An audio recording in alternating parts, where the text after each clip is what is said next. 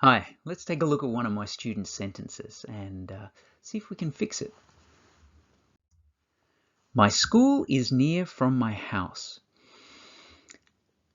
What's wrong with this sentence? Well, preposition from. Near from, that's not right. Near is a word that can be used on its own or with the preposition to, near to.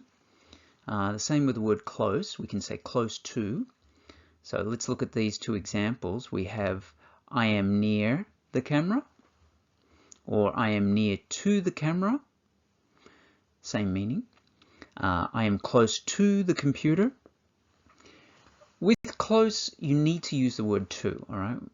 You cannot use it on its own. Now, for the words far and away, we can use the preposition from in those cases. So, for example, the moon is far from here. The stars are a long way away from us. So my student sentence, my school is near from my house. No, that's not right. My school is near my house, or my school is near to my house. That's the correct sentence. Yeah, so that's it for today. I'll talk to you in the next video. Bye.